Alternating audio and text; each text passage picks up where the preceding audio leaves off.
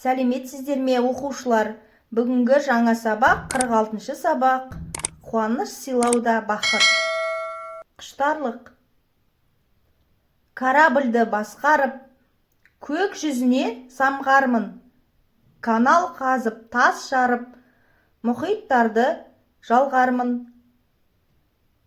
Яғни балақай айтады. Корабльді басқарамын. Және көк жүзіне, яғни теңізге самғаймын дейді. Канал қазып, тасты жарып, мұхиттарда жүзіп жүремін дейді.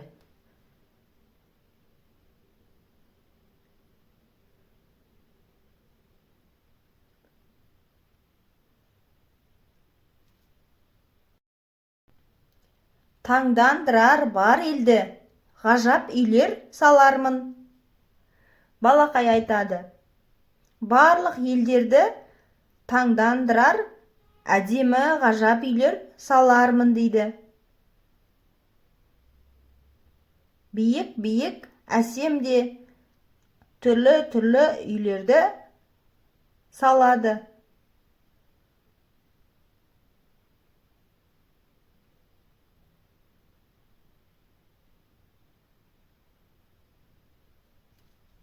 Жасартатын әжемді дәріні ойлап табармын.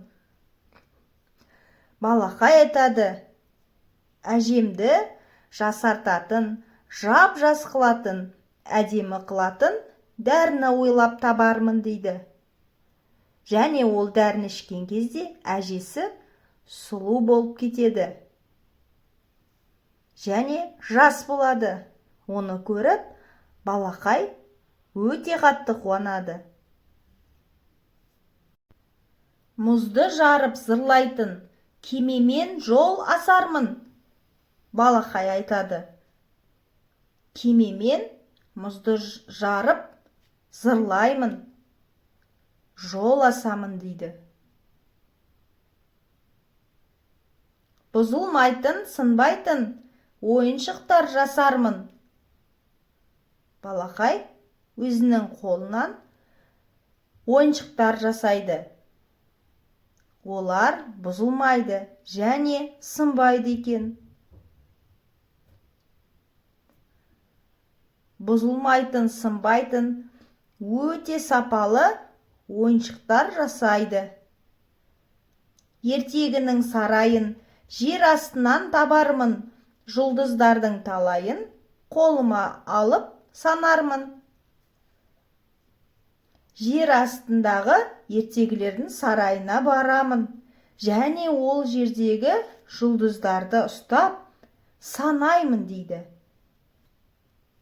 Атам айтты, қарағым, айың тусын оңынан, ал білімсіз баланың түк келмейді қолынан.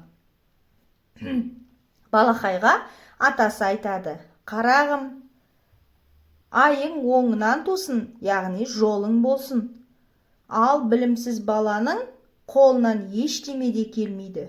Білімді баланың қолынан барлығы да келеді. Талабың оң болсын. Талабыңа нұр жаусын деп атасы бата береді. Оқушылар, сіздерге сабақ түсінікті болды ма? Олай болса, суретті әдебиет каналына тіркеліп, достарымызды шақырайық.